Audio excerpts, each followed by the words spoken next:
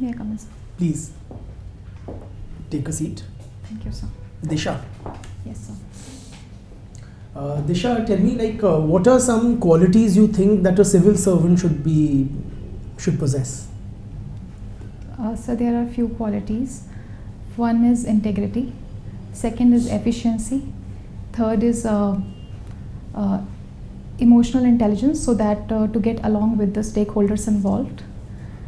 Fourth Okay. is optimism, and fifth is sincerity. Okay. Would you say you possess these qualities, Disha? Yes, sir. Can you give me any incidents from your life where you've displayed, say, integrity? So during my preparation itself, when I decided that I am going to study and also take some responsibilities of home, I was doing it 100%. So you were managing some household responsibilities as well along with your preparation? Yes, sir. Okay, what kinds, if you could? Sir, all responsibilities that a mother does, because my mother was suffering from some medical issues, so I had to do all of them. Very well. You've stayed in a village? For some time, for winter vacations and summer vacations. So where have you spent most of your life? Sir, in Lucknow. In Lucknow, but you have your roots back in the village. Yes, sir. So you happen to know about the village, or is it like something very... I know, sir. Can you give me a sociological profile of your village? Sir, in my village, most of the community belongs from Brahmin. Okay. And a few other castes, they are on the outskirts of the village. Now they are inside also, with various schemes implied, like PM Awas Yojana. And about the economy, sir, mostly agriculture based. And other than that, few members of few families, they are also employed somewhere outside, either in private or government sector. Very well. What would you say are the key social problems in your village? Yes, sir. So first is of waste. There, the waste management is very poor, and then second is there are also mental health challenges with various people. For example, with women and old age people, that they are left behind and they feel alienated.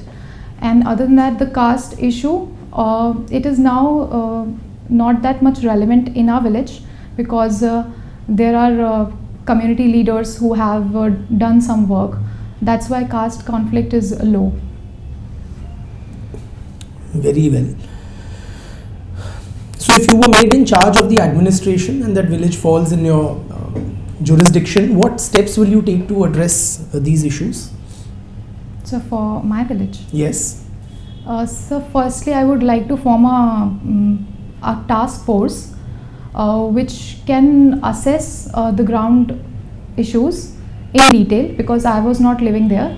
Okay. So first we need to assess what are all the problems the villagers are facing, whether related to Anganwadis, Asha workers, or maybe in the domain of education and sports, because many people from youth, they are interested but they do not have the adequate facility.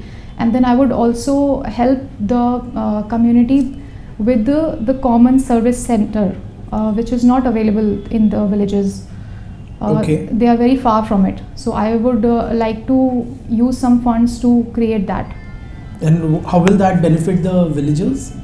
So they will get most of the facilities near their houses, and they wouldn't have to depend on some intermediaries to get those benefits. And what kind of facilities do these community centers provide? Sir, it is related to the medical facilities, like pharmacy, nearby pharmacy, or some other stationaries for which children need to travel a lot to get those things. Okay. You've stayed in both an urban area and a rural area. So mostly in urban area. Mostly in urban area, but you were exposed to life in Yes, sir. the countryside as well. Can you compare society and culture in the two places? Yes, sir. Sir, society mainly in urban areas, it is more cosmopolitan. There are various kind of religious communities and cultural communities that stay together, and there are the people are exposed to more cultural events.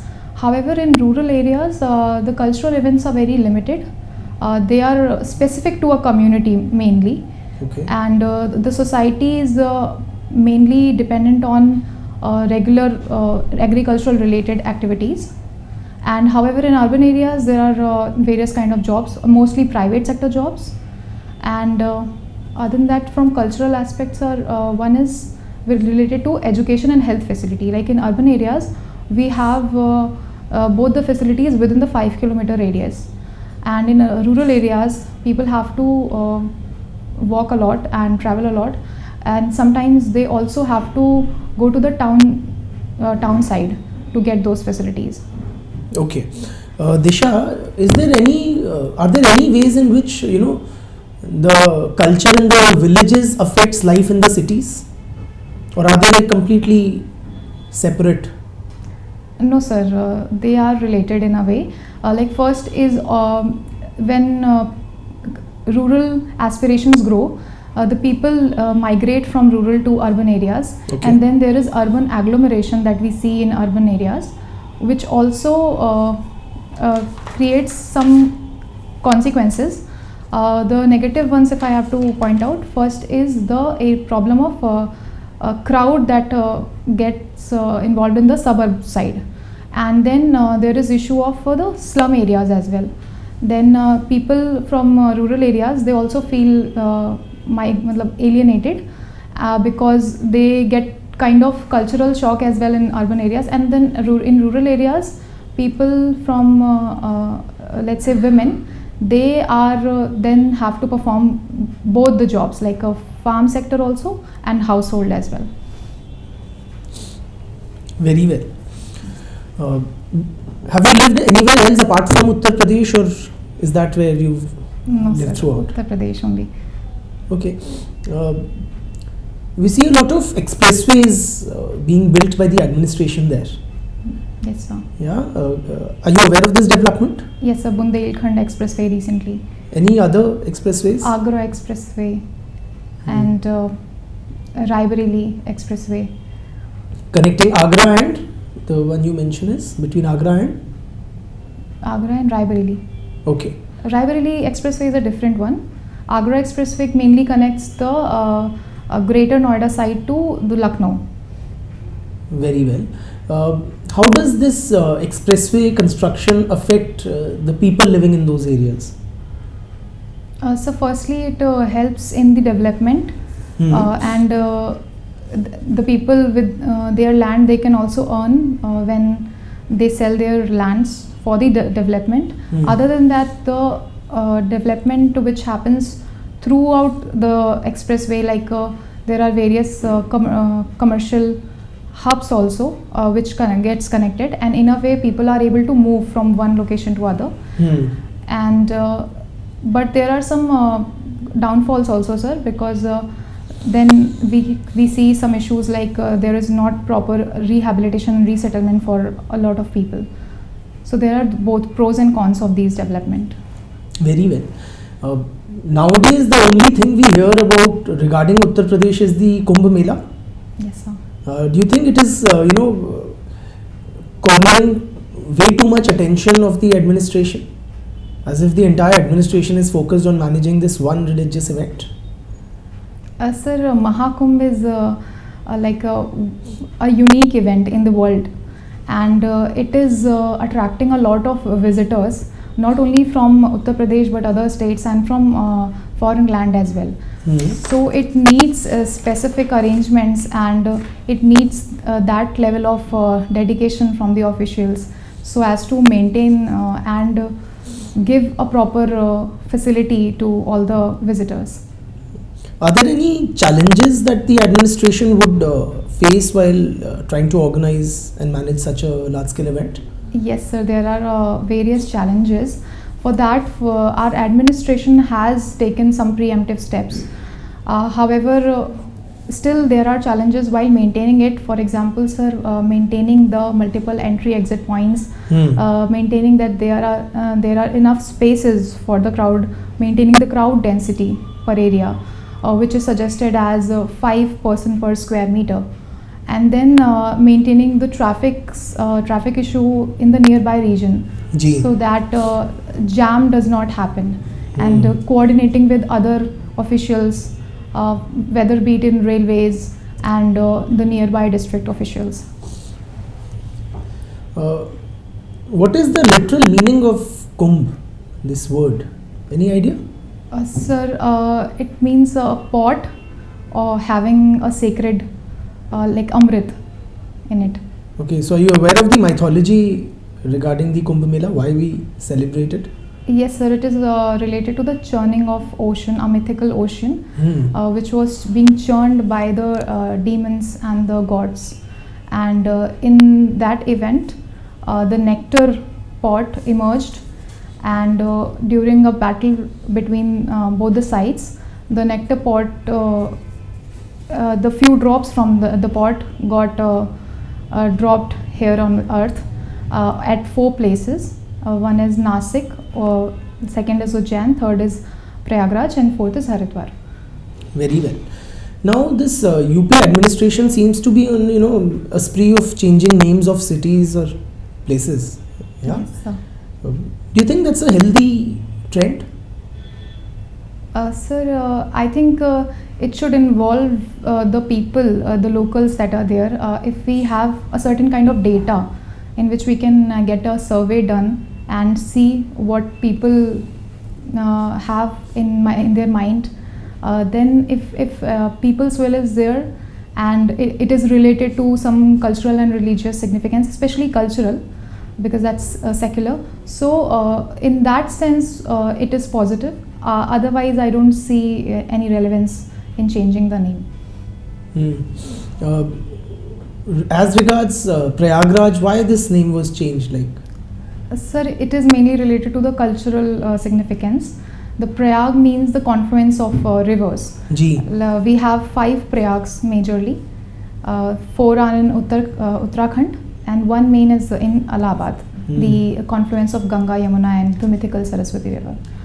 So it is believed that it is one of the main Prayag, and people surrounding that region, they used to call it Prayag from a very old time.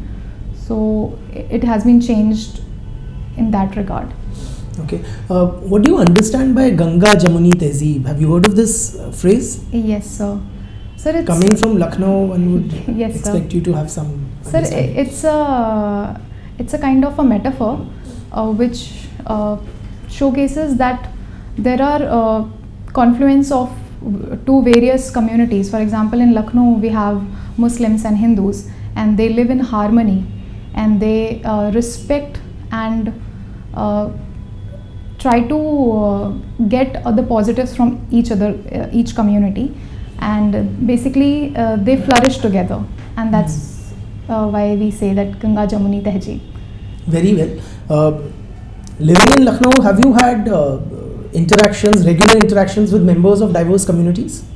Yes, sir. In our colony itself, we have 2 other communities people, like me from Hindu community, 1 from Muslim, and 1 from Sikh community. Very well. Are you aware, what are the 5 pillars of Islam? No, sir. Sorry. Never mind. What is a waqf? So waqf is a board which is responsible to manage the properties that were donated from the earlier kings. This is to my limited knowledge, I know only this. Okay. Have you been reading up? There's a lot being written about waqf reforms, etc. There is a waqf amendment bill that is being introduced. What is waqf by user? Have you heard this phrase? Yes, sir. But currently I'm not able to recall its meaning. Never mind. Can you highlight some of the key reforms that are being proposed through these bills? So one is that the survey and the land survey has to be done by the magistrate. The second is the number of Muslims involved in the boardship. They have to be experience of 5 years. Experience in? Some criteria was there, I'm not able to recall. Okay. But they were this.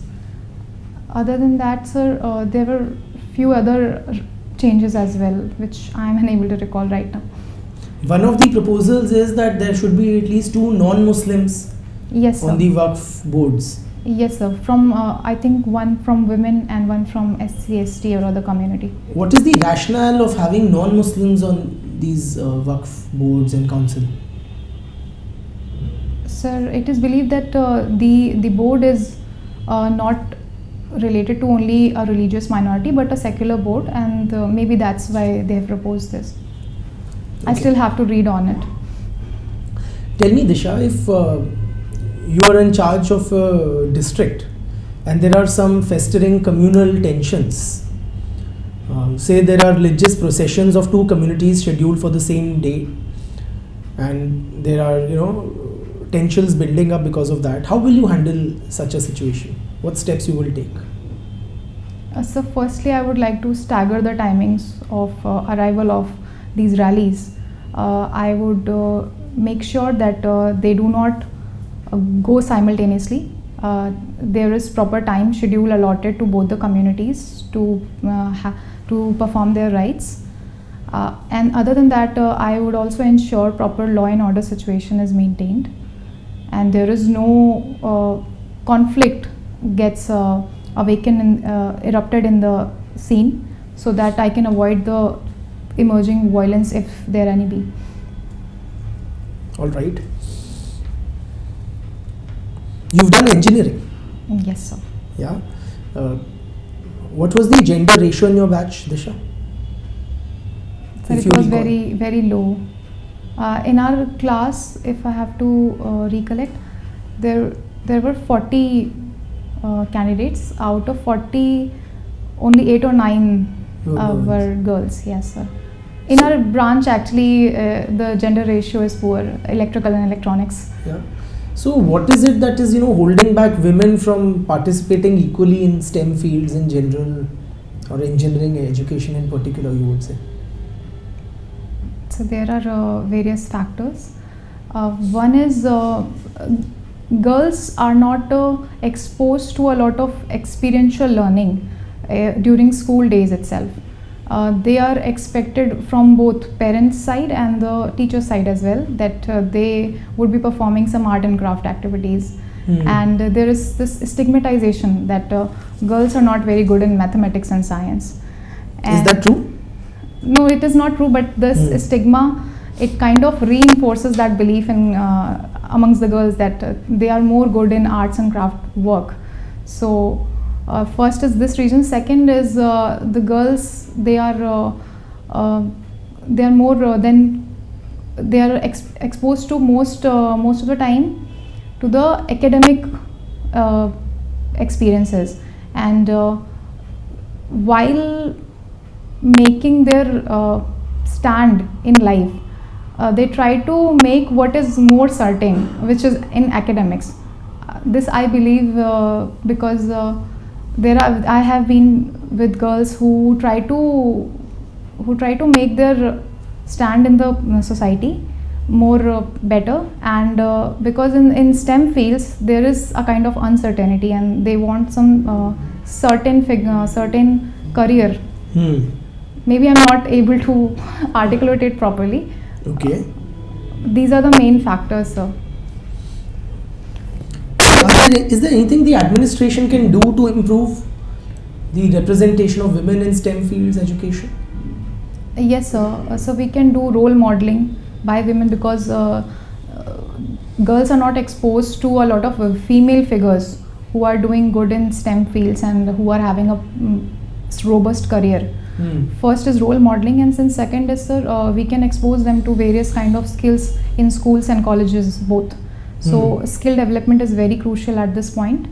Third is, sir, by creating an ecosystem. For example, so from MSMEs or SHGs, if they get exposed to life skills, then they are able to perform much better. Okay. A lot of aspirants preparing for the engineering entrance exams or the IIT entrance in particular, we hear every other day of some of them committing suicides. Yes. Can you give me a sociological analysis of these student suicides? Sir, students who commit suicide, they are either feel that they are not integrated to the whole society. They, in the preparation phase, they feel alienated because they have to be confined in a room or a library, and in that process they feel alienated from the society itself. So they feel less regulation and integration. That's why that is the one reason. And then second, if they also have some kind of expectation from themselves. For example, they want to get into an IIT or some aims, then out of their own ego, I would say, they perform such act that they are not able to do it. And in that regard, sir, we need to have a proper parent-child relationship where they feel loved and they feel that this is not the only option in their life. And from the administrative point of view, sir, we need to have a proper counseling session for the students so that they can be they can be assured that they have some support out of their home as well. Very well. Is there a gender-based digital divide in our country? Yes, sir. There is a data that says that women and men, in that there is some gap regarding to the access to internet and then access to phone as well. So the women's, especially in the remote areas or tier 2, tier 3 towns, they don't have access to internet as much as men's have. Okay. And do you think that restricts their opportunities in a certain way? Yes, sir, to an extent it does. Okay. Tell me, what is your analysis of religion? Like, do you think Hinduism is anti-women? No, sir. Will that be a wrong statement to make? You have statements like Dhol Gawar, Shudra Pashunari. Have you heard of that couplet? Not able to recall, but maybe there have been some couplets. Okay, or have you heard about the Manusmriti and what it says on women? About good wife, how should be an ideal wife should be, yes, like that. And how bad wives are. But sir, still I won't say that Hinduism is against women or it suppresses women. It is our belief which mainly helps in the way we treat other people. So I don't think that Hinduism as a religion is against women or suppresses women. Okay. Disha, what is your understanding of gender justice? So gender justice refers to proper gender equality, where both the genders or the other gender as well, they have equal opportunity in terms of education, health and economic opportunity as well. Okay. There was a raging debate on the criminalization of marital rape. Yes, sir. So if you were to take a categorical stance, should marital rape be criminalized in your opinion? No, sir, because there are some concerns while criminalizing it, because firstly it is very difficult to measure and there are various factors that need to be taken when we criminalize a personal act. So firstly, there are many loopholes if we are going to criminalize the marital rape, And sir, second is the Supreme Court itself has taken stance where marital rape is included in a sense that sexual violence under the Domestic Violence Act. So I don't think that we should criminalize marital rape as of now. Okay. What kind of loopholes you had in mind when you were saying that? So firstly, it can be misused by few members of the society, be it a female or some relative of a female who tries to convince her in otherwise manner. And secondly, because it's a personal affair, so how will we have some evidence? Because in justice, we need evidences. So what kind of evidence will be there to make it believable that it has happened? Very well. Do you think pro-women laws are being misused on a massive scale nowadays? Yes, sir. I do believe that it has been misused by a lot of women, and the women who really suffer, either they are not aware of these provisions, or they lack the support from either family or the authorities, that they do not even register. So most of the cases, have been reports that most of the cases are fake. But still, sir, the act is valid because... Which act? Sir, various acts like Domestic Violence Act, Dowry Prohibition Act. Okay. These acts are valid, although there have been fake cases, but we cannot say that these acts are not relevant. Okay. You understand what a glass ceiling is? Yes, sir. Okay. Have you also heard of the glass floor? Yes, sir. I have heard, but I am not able to recall exactly. Any idea what a glass escalator is, Disha? Sir, may I make a guess? Please. Sir, wherein a male person who tries to do a job which is stigmatized or stereotyped as being done by a woman. For example, nursing, being nanny to a child. If it is done by a male, maybe that is said to be a glass escalator. So why is it glass and why is it an escalator? I have to read on it, sir. Okay. Though you're right about your broad understanding, what's a glass cliff? Any idea? Sir, a glass cliff is a situation where a woman is placed at a position when it is believed that she may not be able to lead, and there is not a proper situation where any person would be able to lead, and then a woman is placed in a leadership position as a scapegoat. As a scapegoat. You've been interested in eco-friendly housing and sustainable living. Yes, sir. I like to explore about these things. Okay. You've also a group leader in some solar power irrigation system. Yes, sir. Yeah. What is the International Solar Alliance? Have you heard about it? Yes, sir. What is it? Sir, it is a body being created by the partnership of India and France, and its headquarters is in Gurugram. So it promotes basically the adoption of solar power for energy production and distribution.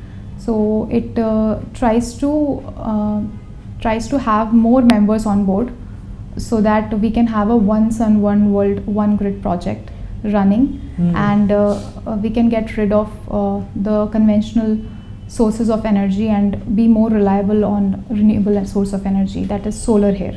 Yes. Disha, now this solar, conversion of solar power to electricity this technology has been around for a while. Yes, sir. Why haven't we seen mass adoption of this solar power? So earlier it was very costly. Its price have been reduced a lot, and now it is 2 rupee per tariff, 2 rupee tariff per unit, and it varies between 2 and 2.5 in various power plants, solar power plants. And now the government is also promoting the initiative through various schemes. Recently, PM Surya Ghar Bijli Yojana, in which rooftop solar power plants, they are being incentivized to be adopted by the residential sector. And now it is moving at a faster pace. The adoption is moving at a faster pace. Okay. Will it be a fair assessment to make if I were to say that, sustainable development compromises economic growth for environmental conservation? Yes, sir, to an extent it does. Although we should make our efforts to make a balance between both, between sustainable development and economic growth. And by sustainable development, sir, we can take certain factors into account while we are making a project or planning a development. If we try to incorporate local materials, local sources of wisdom and traditional wisdom from the tribals itself, we can move towards sustainable development. Won't that be taking us back? Like if we were to adopt tribal practices and technologies on a greater scale? I don't think, sir. In areas where they have lived from thousands of years and they have some certain kind of expertise where they know more than us and they can help in the development. If we are able to coordinate with them and have them on board for various development projects, or maybe developing, for example, if we are to develop a building in Himachal Pradesh, we can take example of Kathkuni architecture, where it is more earthquake prone, and then we can make a building which is not affected much by the earthquakes. What is this Kathkoni architecture? If you could just shed some more light, Sir, and what happens to it when an earthquake comes? Like it does not collapse. How does that work? Sir, there are various divisions that happens in their pillars, and they use a certain kind of material which is able to adapt to the movement, and that's how the pillars are very robust when earthquake comes. So the building moves a bit, but it does not collapse. Interesting. Do you think tribals are clearly distinct and separate from the non-tribal population? So there have been various notions about these the tribals identity itself. There were few scholars who said that they are backward Hindus or some partial Hindus, but there were others also who said that they are isolated and they have a unique identity which needs to be preserved. Okay.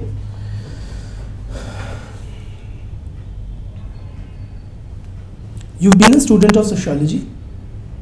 Sir, in the preparation. Yes, during preparation. Why did you take up this subject, which is very different from your main academic subjects? Sir, at that time I wanted to explore a different subject, and basically I wanted to learn about the institutions in society and how the society affects an individual. So I wanted to study that, and when I found that we can study this in sociology, I was very excited to take it, and thereby I made a decision. Very well. Who is your favorite sociologist, Disha? Sir, although there are many, but if I have to quote one, M.N. Srinivas is the one. Can you mention some of the more popular books authored by M.N. Srinivas? Sir, The Remembered Village and Religion and Caste Among the Society of Cooks. These two I am able to recall, sir. So why is it called The Remembered Village, this book?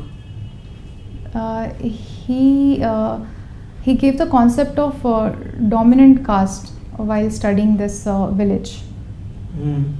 I have not read this book, so I may not be able to tell exactly why he said this. Okay. And which village is it about? It's a Tanjore village. Yeah. maybe towns or villages. Okay. What is Srinivas, if you have to tell me in a nutshell, how does Srinivas describe the nature of Indian society? Can you do that?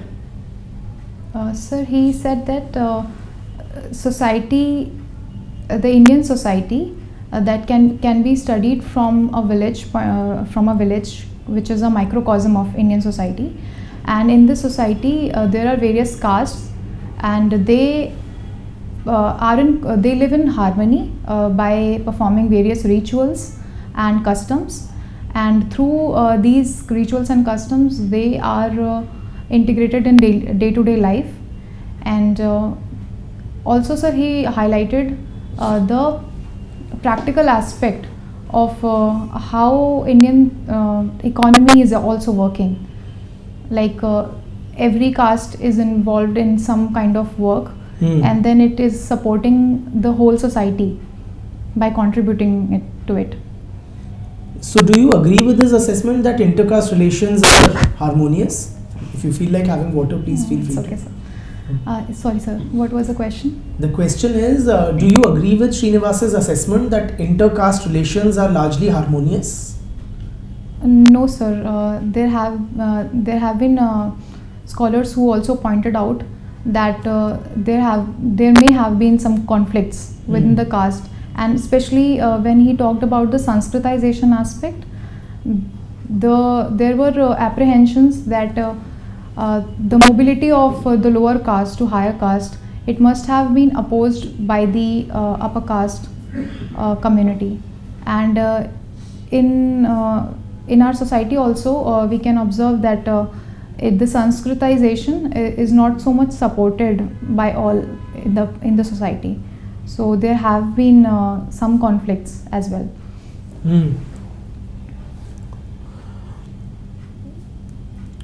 Do you think his concept of Sanskritization is even relevant today? I mean, do people even care about Sanskritic culture? Or is it, mostly Western culture that we end up emulating nowadays? So since the government has giving reservation in the affirmative action of it, then it has now not so relevant because people are taking up the positions through quota, and they are able to mobilize through various other aspects. So Sanskritization is not so much relevant these days. However, in some pockets we can still see forms of Sanskritization. For example, sir, when we see the marriages, there are some few communities. I have read one from Gujarat. They try to emulate the customs of upper caste, and they in times of social media, they also try to perform extravagant weddings and the grand weddings to showcase that they are higher in status. Very well. Is the linkage between caste and economy, is it still there, like Srinivas mentioned? So to an extent it's still there.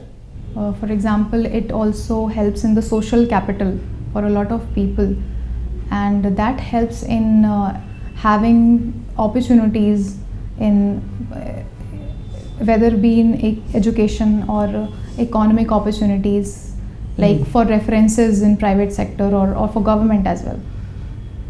The children's of people who have higher social network, they have more exposure to various opportunities. Very well. Disha, tell me, in your assessment, are caste-based reservations justified? Sir, on historical grounds, there have been injustices from various of thousands of years. So I believe it is justified, although it shouldn't be confined to a subgroup in the caste. So it should be available to a lot of people so that they can get the benefit and they are able to move up to the ladder. Very well.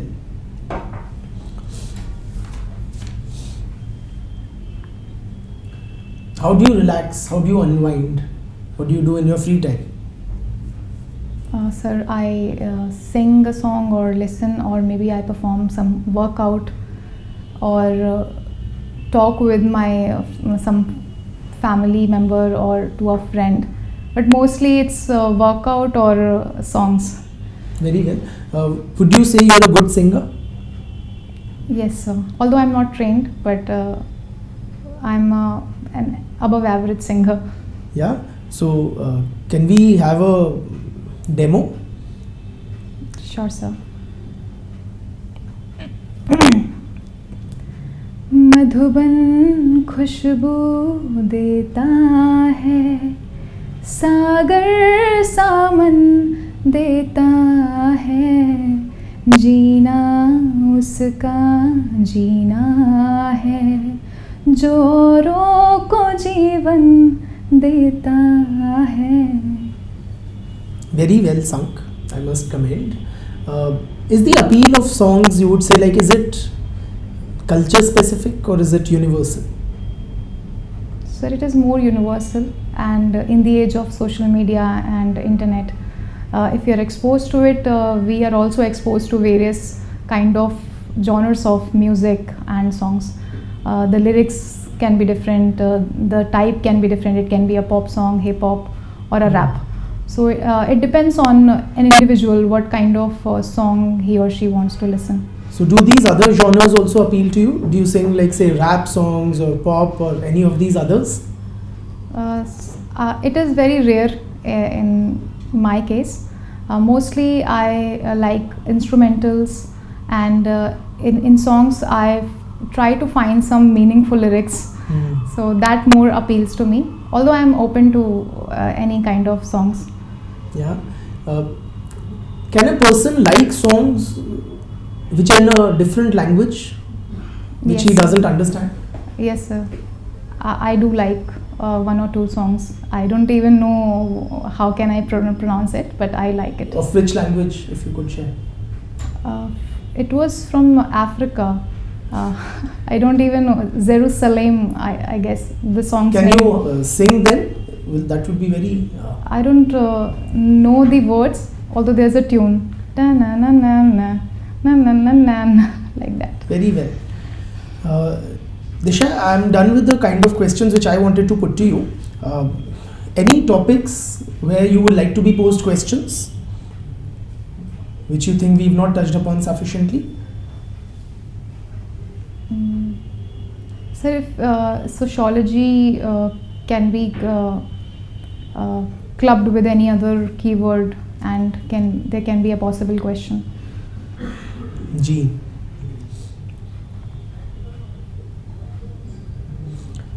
Tell me, do you think mental health is suffering from a societal neglect in India? Sir, it can be one aspect of mental well-being, although it is not the only aspect, because there are various aspects involved while we are talking about mental well-being. It can also be emerged from an individual's own thought process as well. Although it is mostly related with the society, but there are also other aspects to mental well-being. So is mental well-being an arena for proper investigation by a discipline like psychology, or is it a discipline like sociology which should be investigating into it? Sir, I think there should be coordination between both these disciplines to get hold of the actual position, because mental well-being connects both the individual and the society as well. So we need to have a balance between psychology and sociology, so there can be a psychosocial experiment or analysis to it. Okay. So that is it from my end.